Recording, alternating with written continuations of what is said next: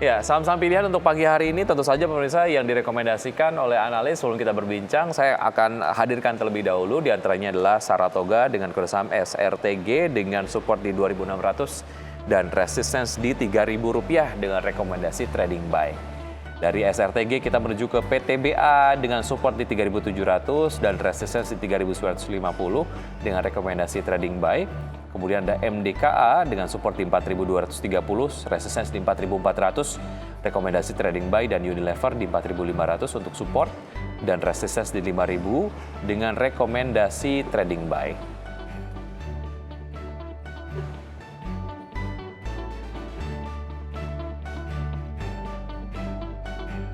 Dan pemirsa, untuk membahas pergerakan IHSG dan sentimen apa saja yang mempengaruhi, sudah tersambung melalui video conference ada Mas Wisnu Prambudi Wibowo, beliau adalah Head of Research FAC Sekuritas. Selamat pagi Mas Wisnu.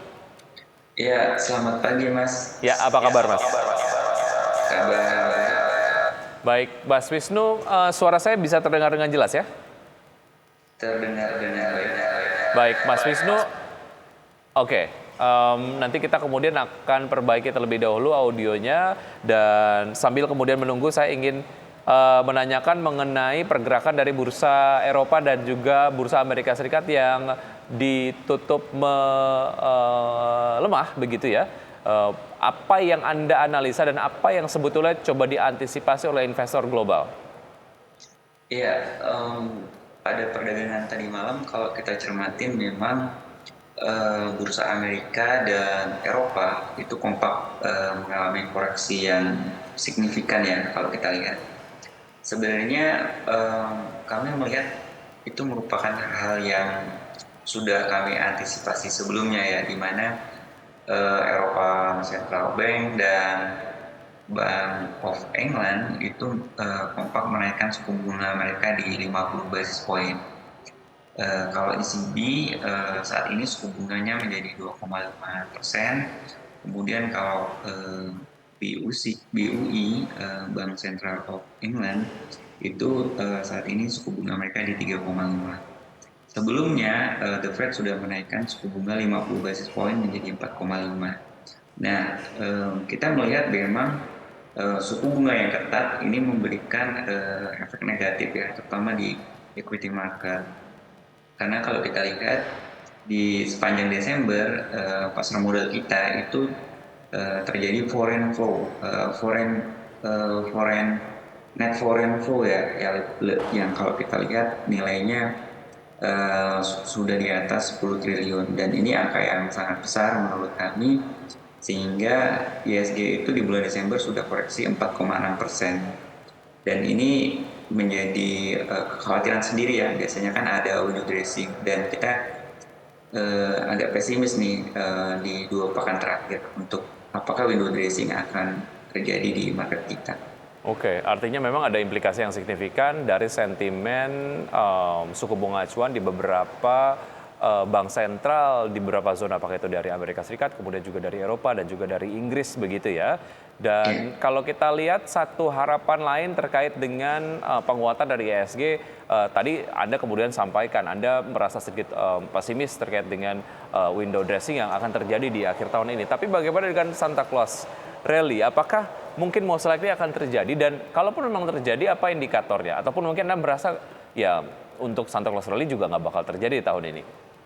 Ya, kalau peluang saya kira masih ada, walaupun kalau kita bisa bilang proporsinya semakin sempit ya, terutama kalau kita lihat di bursa Asia kemarin kan kompak koreksi cukup signifikan. Dan kalau kita cermatin memang nada-nada hawkish dari bank sentral negara-negara maju, terutama dari Amerika, itu masih akan berlangsung hingga 2023, dan baru mulai mereda 2024 tons yang cenderung dovish-nya. Dan ini sebenarnya di luar ekspektasi analis sebelumnya ya, yang mereka sudah expect bahwa 2023 terutama semester 2 itu lebih rendah. Tapi di realitanya justru semakin lama. Dan kami melihat ini yang cukup membebani di market kita. Kenapa di Desember ini tidak begitu semeringah ya kalau kita Baik. lihat koreksinya cukup drastis. Tren koreksi akan terus terjadi walaupun memang The Fed sudah mengurangi agresivitasnya dalam meningkatkan suku bunga acuan ya. 4 kali berturut-turut 75 basis point, tapi kemudian beberapa waktu yang lalu memutuskan untuk menaikkan 50 basis point saja. Which is ini adalah sesuai dengan ekspektasi dari pasar, tapi kemudian pelemahan masih terus terjadi begitu. Ada concern lainkah? Mungkin kita akan lanjutkan usai jeda berikut ini Mas Wisnu. Dan tetap bersama kami, usai jeda kami akan segera kembali. Ya, terima kasih Anda masih bergabung sama kami dan kami masih berbincang bersama Mas Wisnu Prambudi Wibowo, beliau adalah Head of Research FAC Sekuritas. Mas Wisnu, kita lanjutkan sedikit perbincangan tadi sebelum kita membahas spesifik mengenai sektor retail di festive season ini begitu ya. Kalau kita lihat pelemahan, Anda kemudian melihat ataupun mungkin memproyeksikan pelemahan yang terjadi di ISG akan terus berlanjut walaupun memang The Fed sendiri sudah mengurangi agresivitasnya dengan menaikkan tingkat suku bunga acuan di 50 basis point tidak sebesar sebelumnya. Ada concern lain nggak? Mengapa tren koreksi ini nampaknya masih terus terjadi di ISG? Ya, kalau kami melihat memang pekan depan masih berpotensi ada koreksi ya. Walaupun di minggu-minggu terakhir, terutama di minggu keempat, itu kami melihat memang ada potensial technical rebound ya. Kalau kita lihat indeks memang sudah cukup koreksi, cukup dalam. Nah, kami melihat memang concern investor untuk di domestik sebenarnya dari sisi data makro itu sebenarnya secara mayoritas itu positif ya. Terutama kemarin sudah ada rilis neraca perdagangan kita yang surplus 31 bulan berturut-turut, kemudian utang luar negeri kita juga turun, kemudian inflasi kita masih terkendali di 5,4. Dan yang menjadi concern memang di minggu depan yaitu rapat Dewan Gubernur Bank Indonesia yang kalau kita lihat ada peluang untuk Bank Indonesia untuk menaikkan suku bunganya lagi ya. Kita tahu suku bunga saat ini di 5,25%, which is sebenarnya untuk menjaga spread antara interest rate dari The Fed dan yang BI punya, tentu BI akan menjaga spread yang ibaratnya supaya capital outflow itu tidak terus terjadi. Dan kalau kita lihat kan capital outflow yang di pasar modal ini di sepanjang Desember cukup signifikan ya kalau kita lihat. Oke, dan seperti biasa kenaikan dari suku bunga acuan yang akan dinaikkan oleh Bank Indonesia sendiri ini memang akan berdampak signifikan terhadap banyak sektor begitu ya. Salah satunya adalah mungkin sektor properti yang cukup terdampak ataupun mungkin sektor-sektor yang lain lah. Oke, kita tinggalkan terlebih dahulu, kita kemudian nanti akan simpulkan terkait dengan proyeksi pergerakan IHSG hari ini di ujung segmen. Saya ingin membahas lebih dahulu untuk sektor retail. Mas Wisnu, kita bicara spesifik mengenai Ace Hardware yang mencatatkan kerja yang positif di festive season ini, menarik nggak untuk kita masuk ke Ace Hardware? Sebenarnya kalau kita bicara peluang, kami rasa Ace ini cukup menarik ya, karena secara price itu harganya sudah koreksi cukup signifikan, terutama di level-level yang saat ini yang kami lihat sebenarnya aja sudah murah di 414 ya. Cuman memang kalau kita bicara secara tren, kami melihat potensi koreksinya masih berpotensi berlanjut ya.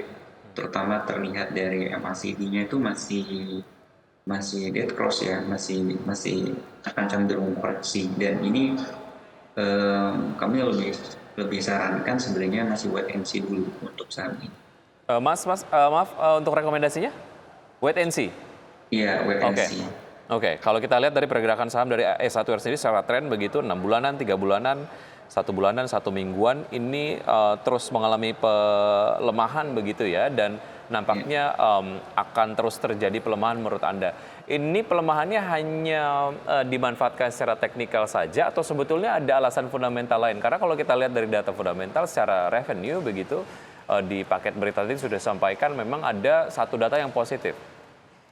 Ya, memang kalau dari fundamental kami rasa masih bagus ya, terutama kalau kita lihat data-data ekonomi seperti indeks keyakinan konsumen ya, sebenarnya kan indeks keyakinan konsumen kita sebenarnya masih dalam level yang optimis ya. Di November kemarin di level 119,1, kemudian kalau kita bicara indeks penjualan real juga masih dalam tren yang ekspansi di 204, naik dari periode sebelumnya di bulan Oktober. Nah, Memang kalau kita lihat sebenarnya tekanan jualnya lebih ke teknikal aja, bukan berarti saham ini akan terus terkoreksi, tapi tentu ada momentum-momentum kita lihat di menjelang akhir tahun ini yang berpotensi terjadi technical rebound ya di Baik. saham ini. Ya. Jika Anda merekomendasikan wait and see untuk Ace Hardware, lalu segmen retail mana yang Anda rekomendasikan dan nilai menarik?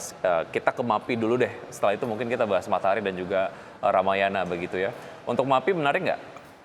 Ya, MAPI kalau kita bicara trennya sebenarnya masih belum begitu menarik ya.